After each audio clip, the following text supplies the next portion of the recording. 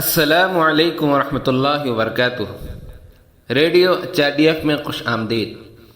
میرے بچوں، جس کے لیے میں نے اپنی جان قربان کی اور اسے پورا ہوتا دیکھنا چاہا، میرے پاس اس کے سوا کوئی خواب نہیں ہے کہ میں تمہیں اس کی تکمیل کے لیے جد و جہد کرتے ہوئے دیکھوں۔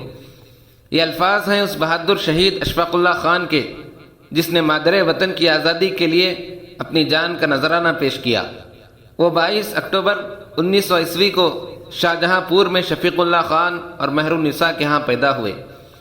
جب مہاتما گاندھی نے 1920 میں انگریزوں کے خلاف عدم تعاون کی تحریک شروع کی تو وہ اس کے رکن بن گئے۔ جب گاندھی نے 1922 کے چورا چوری واقعے سے عدم تعاون کی تحریک کی سرگرمیوں کو روک دیا تو اشفاق اللہ اور اس کے ساتھی کارکن اس وقت مشتعل ہو گئے، یہ مانتے ہوئے کہ مسلح جنگ ہی ہندوستان کی آزادی کو حاصل کرنے کا راستہ ہے۔ اشفاق اللہ خان نے ملک کے مشہور انقلابی اور شاعر رام پرساد بسمل کے ساتھ افواج میں شمولیت اختیار کی۔ 1924 میں ہندوستان ریپبلک ایسوسی ایشن HR کے نام سے ایک تنظیم بنائی گئی، یہ سمجھتے ہوئے کہ انگریز جو افرادی قوت میں ہندوستانیوں سے بہت کم تھے، ہندوستان پر ہتھیاروں کے زور پر حکومت کی۔ انہوں نے انگریزوں کا مقابلہ کرنے کے لیے ہتھیاروں کی ضرورت کا اندازہ کیا۔ سرگرمیوں کو مضبوط بنانے اور جنگ کے لیے ہتھیاروں کی خریداری کے لیے ضروری منصوبے تیار کرنے کے لیے HR کی میٹنگ 8 اگست 1925 کو شاہجہاں پور میں ہوئی۔ اجلاس میں ٹرین کے ذریعے لے جانے والی سرکاری دولت کو لوٹنے کا فیصلہ کیا گیا۔ 9 اگست 1925 کو اشفاق اللہ خان اور ان کے ساتھیوں نے لکھنؤ کی کاکوری ٹرین کو لوٹ لیا۔ یہ واقعہ کاکوری ٹرین ڈکیتی کے طور پر تاریخ میں درج ہے۔ برطانوی پولیس نے ملزمان کی گرفتاری کے لیے جانچ شروع کی، لیکن 1 ماہ تک وہ کسی کو گرفتار کرنے میں ناکام رہی۔ 26 اکتوبر 1925 کو ایک ملزم رام پرساد بسمل کو پولیس نے گرفتار کر لیا۔ سوائے اشفاق اللہ خان کے جلد ہی تمام لوگوں کو پولیس نے پکڑ لیا۔ اشفاق اللہ خان بہار سے بنارس فرار ہوئے اور 10 ماہ تک ایک انجینئرنگ کمپنی میں کام کیا۔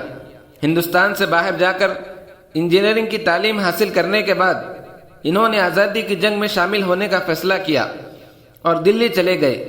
وہ اپنے گھر پر ایک قابل اعتماد دوست کے ساتھ رہے، جس نے انہیں اپنا مقصد حاصل کرنے کے لیے درکار مدد کی پیشکش کی، اور اس کے دوست نے انہیں پولیس کے حوالے کر دیا۔ 26 دسمبر 1927 میں پولیس رہائش گاہ پر پہنچی اور انہیں گرفتار کر لیا، فیض آباد جیل میں قید کیا۔ کاکوری واقعے میں گرفتار دیگر افراد اس وقت گومپور جیل میں تھے۔ عدالت نے اس کیس میں ان کے سمیت 4 افراد کو سزائے موت سنائی۔ ان کے خاص دوست بسمل کو بھی اسی دن پھانسی دی گئی۔ 19 دسمبر 1927 فیض آباد ڈسٹرکٹ جیل میں ایک سرد صبح پھانسی کے پھندے اور رسیوں کا معائنہ کرنے کے بعد جیل سپرنٹنڈنٹ اپنے ماتحت کو حکم دیا کہ وہ اشفاق اللہ خان کو پھانسی گھاٹ کے قریب لے آئے۔ کیا سب کچھ تیار ہے؟ اشفاق اللہ خان نے پھانسی گھاٹ پر پہنچ کر سخت آواز میں افسر سے پوچھا۔ ہاں، سب ٹھیک ہے۔ انہوں نے آہستہ آہستہ قرآن پاک کو تہہ کیا جس کی وہ تلاوت کر رہے تھے۔ چلیں، اس نے مسکراتے ہوئے کہا۔ ہاتھ میں قرآن پاک کو سینے سے لگا کر وہ پھانسی گھاٹ کی طرف چل دیے۔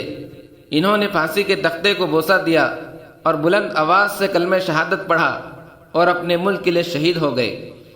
جیل سے اپنے بہن کے بیٹوں کو لکھے گئے خط میں انہوں نے یوں لکھا: بہادر صرف ایک بار مرتے ہیں، بزدل روز مرتے ہیں۔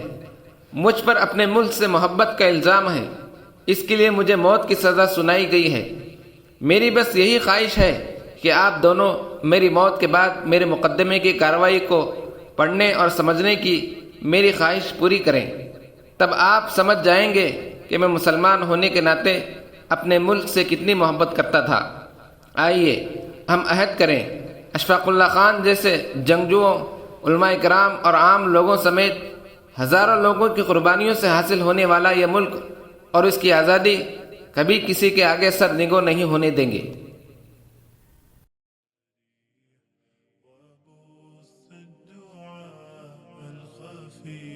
الصريح يسعك الفضاء